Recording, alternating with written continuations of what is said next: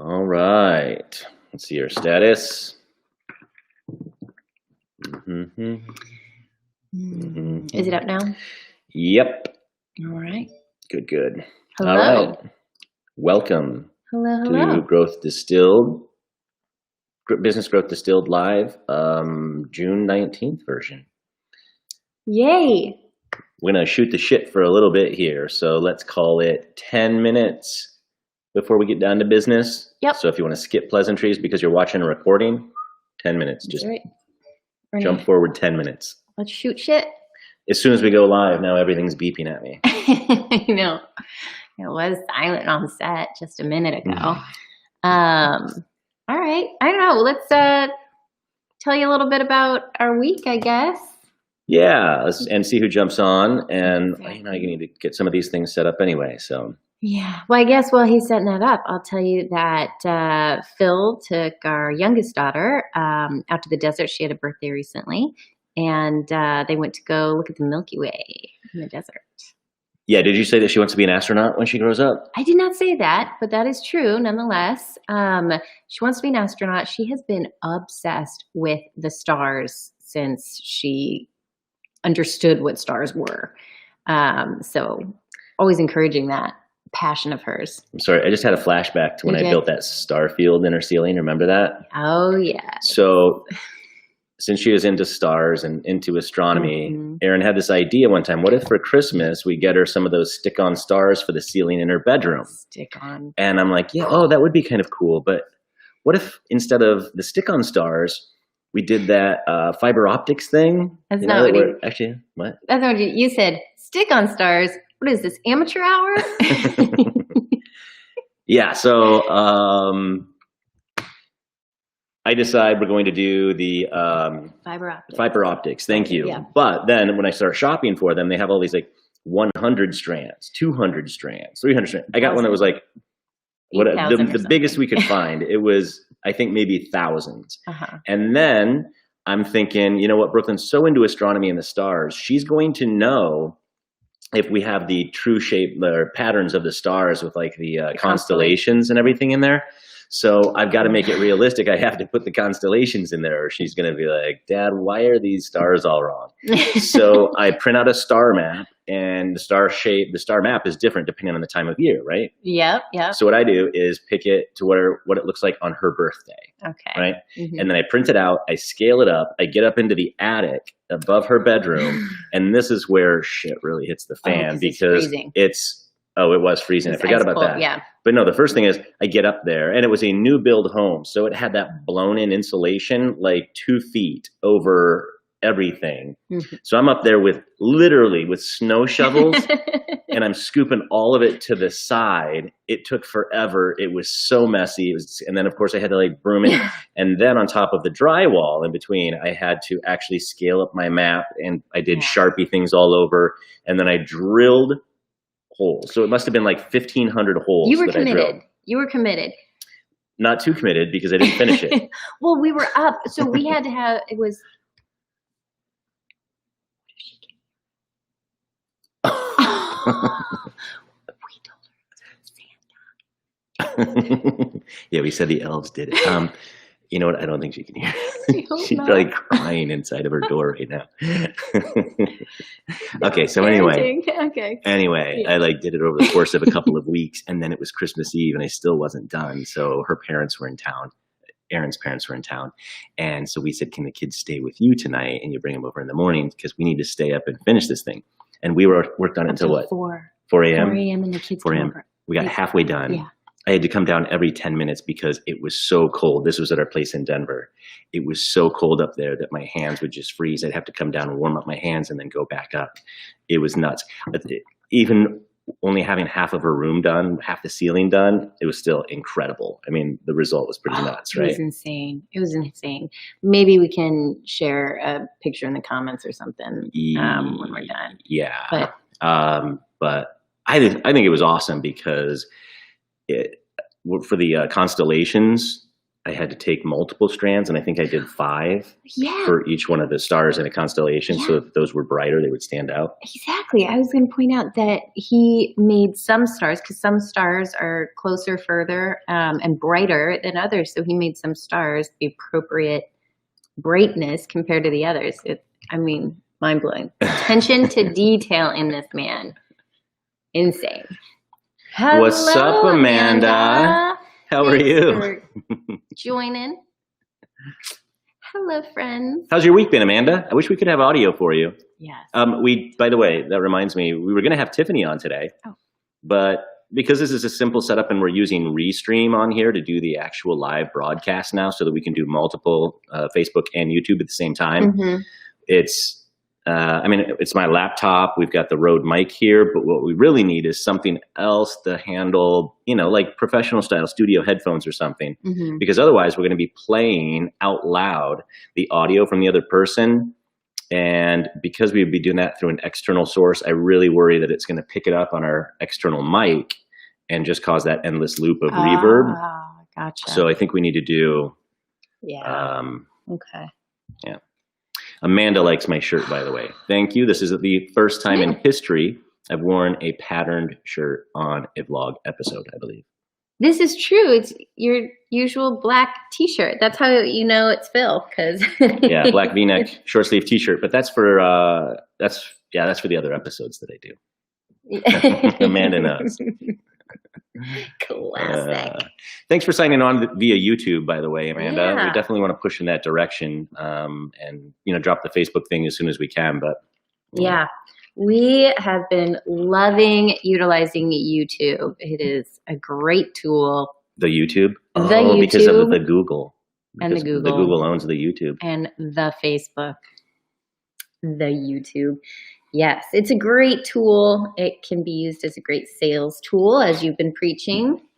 Yeah, love it. And Libby's with us today. Show her. This is the only way we can keep her from barking, is to sit on my lap. It doesn't really keep her from barking. It just puts her closer so that when she does bark, you can kind of muzzle her. Put it right up to the microphone. Hey, speaking of sales tools, that's kind of the focus for today's episode. We are going to talk about, it's going to be a recap of the past 5 or so episodes. And I guess technically I think it is 5 episodes, 5 separate tools that we've been vlogging about. And one of the episodes has not broadcast yet. That'll be Mondays. But it's all about really simple, quick and easy. I got to fit all 3 of those in there because they're all true. I really hate leaving any one of those adjectives out. Yeah. Quick, easy. You know what? I got another one. Quick, easy, simple, and free. That was one of the coolest parts, is that all of the tools. Right. Quick, easy, simple, free. Yeah. Yes. I love it. And it's so true, because as you probably know, I do the editing. And it's just such easy walkthroughs. And I've overheard him so many times on conversations with people, just giving them like a quick tip. And they're like, oh my gosh, this changes everything. And it's free. I wasn't really thinking about this, but you had made a really good point. Like, you probably listened to every one of my episodes the equivalent of 50 times. Yep. As you're editing. Yes. Play, rewind. All right. Yeah. So anyway, it was, I didn't even say what it was other than the adjectives so far. Right? Exactly. These tools. Do you need to know more? You know what? You got to go watch the episode. That's true. You got to subscribe. No. Okay. So it was all about conversion rate optimization. Now that sounds super technical because that term is super technical, but it's actually a really easy concept. I think we mentioned this last time. I do this a lot because it's one of my favorite quotes. Russell Brunson says, everybody thinks they have a traffic problem, but really everybody has a conversion problem. Don't spend money on SEO, paid ads, or anything else to drive more traffic to your website until you know that your website is conversion optimized. What does that mean? It means that when people come to your website, oh, do you know it? Because you should. You can tell them. I get nervous when I'm put on the spot like that. I'm sure I know it. All right. It's pretty easy. So it means that when people come to your website, they don't just read and leave.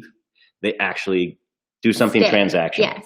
They give you information. So maybe they filled out a lead form or they call you. That would be a conversion for sure. Something where it drives the relationship forward and they're not just there window shopping. Well, does it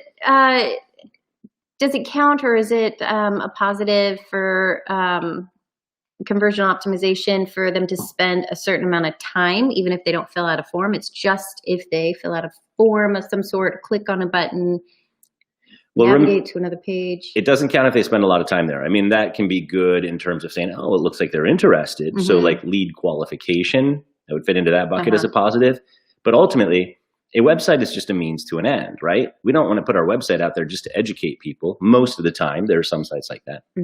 We put our website out there so that we can generate more business and generate more revenue. And the way that we do that is by turning our visitors into leads and then, of course, ultimately customers. Right. So if they just come to the website, looky-loo, and leave, didn't necessarily make any progress at all. We want to be able to push that conversation forward. And the way that happens is typically through them providing information to us. So in the past several episodes that we've put together, we talk about some really simple tools so that you can do this. Each one of the tools, it's like 15 to 30 minutes to implement on your website. And that's cool because conversion rate optimization is something that as an agency, we're experts in too. But the way that we come at it is spending hours and then days and weeks and months optimizing a website so that we get more and more leads through there, so that more of the people who are coming to the website, fill out those forms or make those purchases. So it's an incredibly important and incredibly complex and time-consuming practice. But of course, that's not what our vlog is about. It's about doing things simply. Simple. And I definitely want to point out that in each of these episodes, if you haven't seen them, Phil really explains it step by step. He shares his screen and goes through the process himself as he's showing you how to do it. So it's super easy to follow along. Just get your laptop, put the video up, and you can follow along with it. Yeah, ultimately what we ended up with, and this will be after Monday's episode, you'll have that whole kit and caboodle in a single YouTube playlist. And what we ended up with, because the last one's on Monday, right? Right. Is an easy chunk. You could literally do the entire thing in one day. So maybe that's Monday, maybe that's Tuesday. You can conversion optimize your website. I would say for most people who would want to implement these things, I suspect you're going to quadruple your conversion rate on your website in one day. And you're talking about using all 5 at once. So what were the 5? All right. So here are the ones we covered. Thank you. You're welcome. Do you remember? You should know I better than I. definitely know chatbot, chatbot, chat widget. The chat, live chat, the landing page, the form, the pop-up form. Yeah, good. See, I'm not. And there's one more. There is one more. Well, have we not done it yet? Because it's Monday, so I haven't edited it. Oh, we have? Real-time meetings bookings. Yes, that's my favorite one. Is it? It is, because it's just so simple. It's so simple and it's such a no-brainer. And I feel like it also, it can convert your traffic into prospects and sales, but really from the other perspective, it's giving them the power to book time with you themselves. It's like it's as if they have the control. And I love that idea of them saying, if I want to book time to talk to him, he's accessible. I can take control of that and just book a time right here. You know what's hilarious about this? Right after that episode aired, I better laugh. I got a bunch of meetings set up, like way more than usual. So obviously, like my clients were watching that episode and they're like, oh, I need to talk to Phil. And then they went, because I mentioned that I have it in my email line. And then I also mentioned that most of my clients are pretty well trained. I think that's what they said, well trained at this point to know that they can just go to my email and book time with me. And then it was like, bing, bing, bing. Maybe not quite that much, but you know what I mean? Or like notifications for new meetings. So, hey, Cole, what's up, buddy? Why don't you go? I don't know if they could see him walk out or not. All right, honey, hold on one sec. Live is awesome, especially during quarantine. All right. So yeah, let's run through them real quick because we're not going to repeat those lessons. You should go watch them. But and hi, Carol. Sorry, I missed a. Oh yeah, I was looking at the wrong icon. Hello. Yeah. So I think it's great. You mentioned like if you use all of them, you would quadruple. I mean, honestly, you wouldn't necessarily use all of them simultaneously to quadruple. One alone might quadruple. The point is, if you have one way that's very compelling for people to interact with a website and to leave information or to initiate some sort of a conversation with you, that's all you need. Putting 4 in front of that person is not going to make them reach out to you 4 times, right? So it's just kind of different channels, different ways of getting people to provide their info. Right. That makes sense. Yeah. So the very first one we did was, I believe, the pop-up forms. Mm-hmm. And it's such a benign term, pop-up form, but it's just really cool ways to provide information. It's like in a call to action form, which means, something that really encourages people to take action of some sort. So I could just be on a page, maybe I'm reading a blog article, I could be on your homepage, for crying out loud, and in pops some little thing that's like, hey, download this PDF, or hey, would you like a free consultation, or hey, let's if you want to learn more, let's do this. And there's just so much customizability for those things. And it could be something that comes down off the top of the page. It could be something that pops over the page. We see these things all the time, but they're more like ads. Yeah, and it's funny that you mentioned we see it all the time, because I was not aware of how often I see these pop-up forms as a consumer until I saw these episodes. And now I feel, hyper aware on every website I go to. It's like you're on it for 10 seconds, it pops up, and I'm like, oh yeah, I know exactly what they did to make that happen. Or I scroll down and halfway through, suddenly it pops up and I'm like, I know that feature. Or the exit intent, remember that one? Yes. And that one is a little mind-blowing that it has an algorithm for that. So if it thinks you're leaving the page, like when your mouse cursor goes up toward your toolbar where you might use a back button or go to a different web address or something like that, we can detect that and then say, wait before you go, and pop something up. And you see these all the time, of course. I do. And it's a little interesting. It's like a little scientific algorithm explosion. Just throwing out terms. Algorithm. It's algorithmic. All right.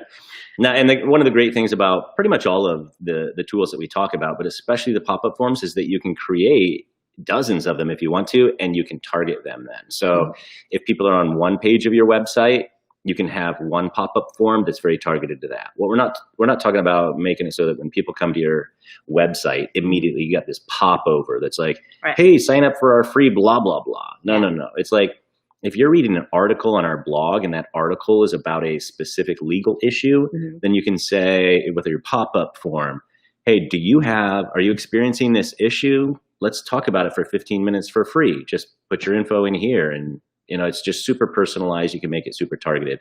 And that's really what makes the difference between this and so much of that other noise that people see. Yeah, it's another way to kind of hone it, personalize it to your customer. Yep. Okay, and then the other one. So chat, I really kind of combined. We did 2 different episodes on chat, where one focused mainly on live chat. And you could very easily do that through the HubSpot widget that we demonstrated, or that I demonstrated, or you could do it through the Facebook Messenger chat widget that you can embed on your website. So that's pretty cool. We see a lot of these on websites today, and I got to say, it's one of my favorite things to have on a website. They're so effective. Live chat, I remember having these on our clients' websites like almost 20 years ago. And of course, it was awful. I talk about this in the episode, but it's like that little picture of the woman customer service rep with her headset on. You're like, bullshit. Bullshit. And of course, it always said, we're gone right now. Leave us a message. It was an awful experience. But what did I call it? The pervasive, or I think it was pervasive.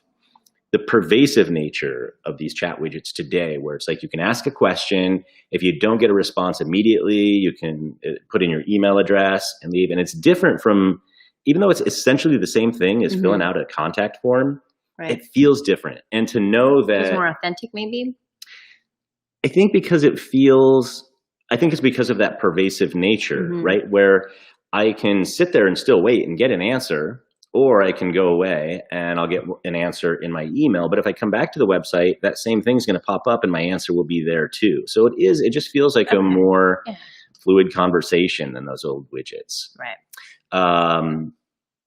So anyway, the live chat stuff I think is really cool, and it's a great way to, oh my gosh, am I that? No, it's an asthma thing. People with asthma yawn more. We're trying to expand our lungs. Well, then the other chat thing that I talked about actually in yesterday's episode was chat bots. And this one's, I think, fascinating, because we all have unfortunately had to interact with chatbots. And it's typically a bad experience because it's kind of like the website version of auto attendants on phone systems. So you call the internet company because your internet's down and you have to go through this endless series of crap. And then they still don't know why you're calling after you answered 10 questions before talking to somebody. And the downside is that when you're using chatbots, it's more difficult to just scream, agent, representative. That's what like you do. I did. Representative. Super irritating. Yeah. But what I demonstrated and what I made in literally 30 minutes, just going in there, I'm like, I'm going to create a chat bot and I'm going to make it simple and I'm going to make it focused on most of the people that clients, the businesses that we interact with, which is small to medium businesses, typically a lot on the B2B side, but what I created would work just as well on the consumer side. But it was like, look, we know that when people come to our website, they're typically here for like 1 to 5 reasons. So let's make everything so much easier for them to interact at that level. And so I did it from the mobile perspective, right? Because one of the things we really love doing is understanding that if people pull up your website on mobile, there's a very good chance that they're trying to contact you, whether that's by phone or by finding you. Right, directions. Yeah, if you ever... Oh, somebody else That's yawned. not scientific. I wasn't actually yawning. It was like I was trying to copy you. It seems that's why people yawn when you yawn. The fact that you were yawning. So like the driving directions thing. Yeah. Nothing worse than, I don't know exactly what the use case is now, but I know that we run into this regularly where we're like, where is this place? What's the address? I forgot to look it up before I left the office. Pull up the website, and then the very first thing is, what do you need? Driving directions. Click on it. Boom! It opens up your Maps app. Like that's killer. So just a piece of usability like that. Yeah, I like that too because I actually didn't know that feature was so easy to add. Yeah. Let's see. So yeah. Anyway, I think a lot of people think of chatbots as like being very technical, complex AI, artificial intelligence.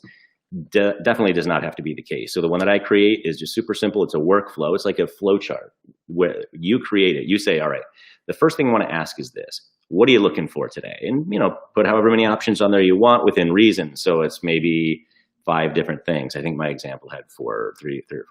And then people can click on it. And then you say, all right, if they click on that, then ask or do or provide or say this. And again, it took me half an hour to set this thing up. And I think it's just so cool. Yeah, I do want to point out, you keep saying half an hour, but it took you, I'd say more like 13 minutes to sit down and walk through this and explain it at the same time. So yeah, it really is very quick and easy and simple and free. Yeah, the free part, because we're talking about tools, and there are so many tools out there where you can create bots. And well, as we mentioned, you can even create bots with Facebook Messenger and put that one on there.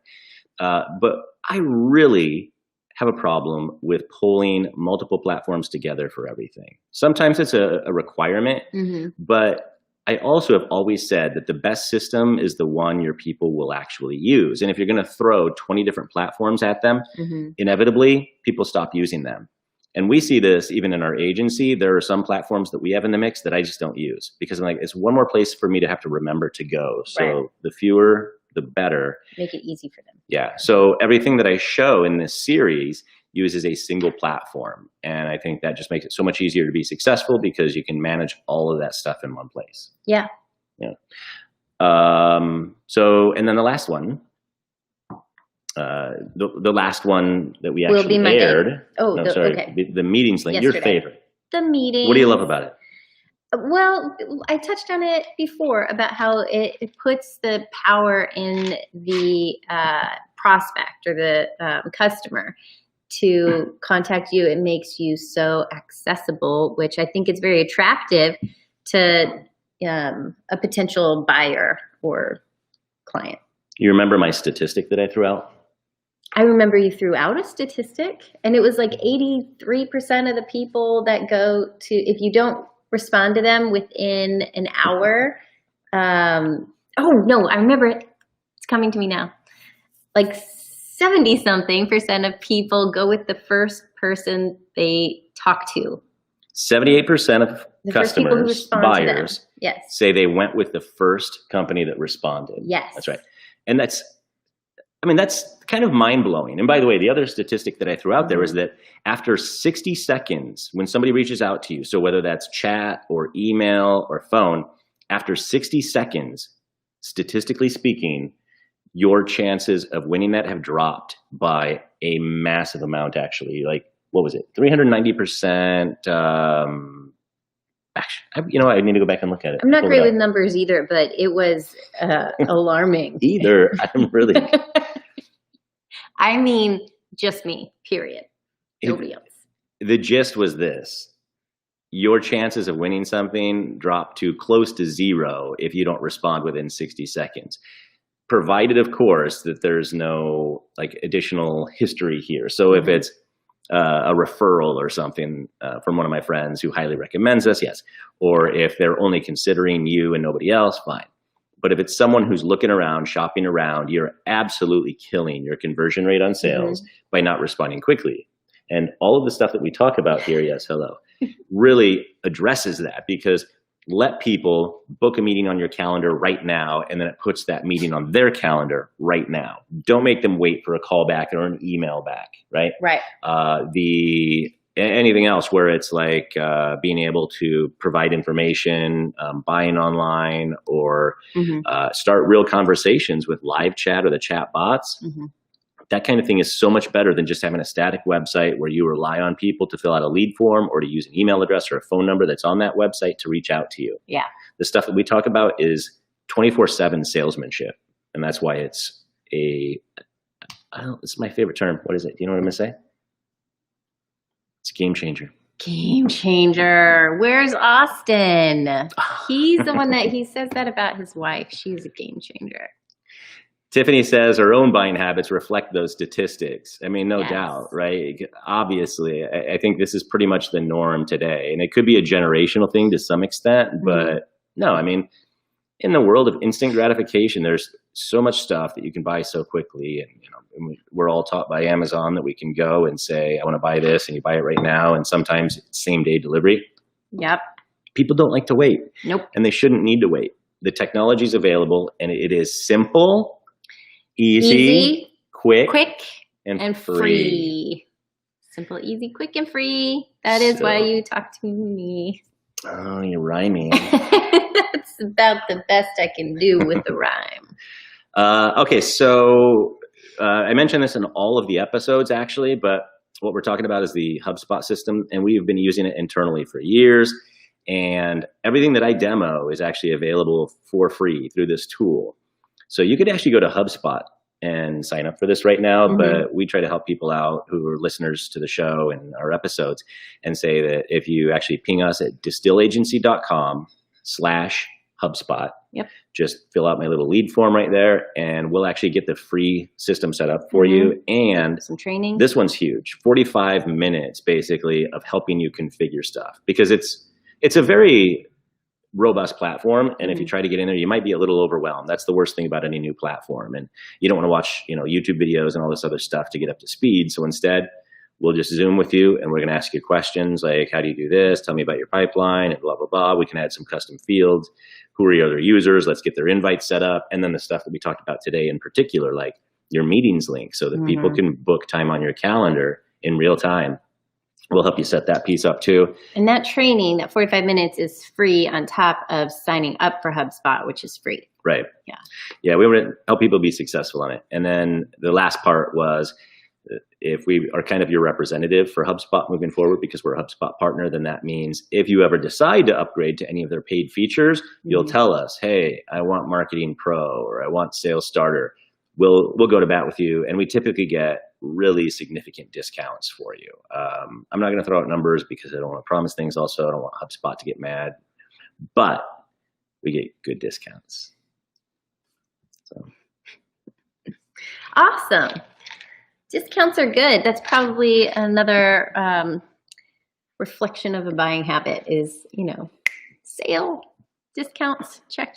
Yes. Now that one's been around for a long time though. Very true. All right. So let's do a quick heads up on the one remaining episode, and then kind of leave it at that. But the one that we haven't actually aired yet, that's going to come out Monday, we'll just give you a bit of a preview.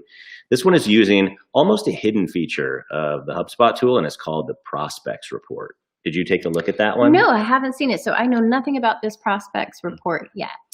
So just like a little preview, imagine if you could know who comes to your website, who visits your website, even when they are part of that very big chunk of people that don't actually fill out a form or contact you. Okay. All right. So just a window shopper, if you will. Yeah. And to be able to know who some of those people are. That's the Prospects tool. It's really cool. So if you're a corporate attorney, I should stop using the attorney scenario so much, but let's say you're a corporate attorney and you're looking for new clients, and then you go into this prospecting tool and you see that over the past week or over the past month, these different corporations people from these different corporate networks have been to your website. So then you can see, oh, look, this particular company was visiting. I wonder why. And then you can do a little bit of research, as I explained in that episode, look people up on LinkedIn, see who your typical avatar or persona or, target user is within the organization. Do you typically work with a VP of sales or marketing or general counsel or purchaser, any of these? You go find those people, you can connect and start conversations. It's really a very clever way of kind of developing relationships from those anonymous users or, to your website. Clever girl. Clever girl. Clever girl. Yeah. Awesome. So look forward to that. Because I love editing so much. I do, actually. I really do enjoy it. Not being sarcastic. Well, it's fun on the iPad, especially. Yeah, the iPad is key because it makes it quick, simple, easy. And far from not free. Otherwise, it checked all the other boxes. Yeah. All right, that's all I have for today. You? Yeah, I'm just tagging along, so that's all I have. All right. Well, thanks for stopping by. Be sure to subscribe if you haven't already. We've got the link up here on the screen. And remember, if you want to take advantage of that HubSpot stuff, just go to distillagency.com/ not YouTube as you see on the screen, but /HubSpot, and fill out that form. And I will actually personally reach out to you and start to get the ball rolling there. It's very nice of you. And then you can book time with him anytime you want because you'll get his link to his meetings schedule. Yeah. Insider. Okay. Well, hope everybody has a great weekend, and we will see you next time on Business Growth Distilled Live. I was a little premature with my wave. How about now? Bye. Got it. You got it?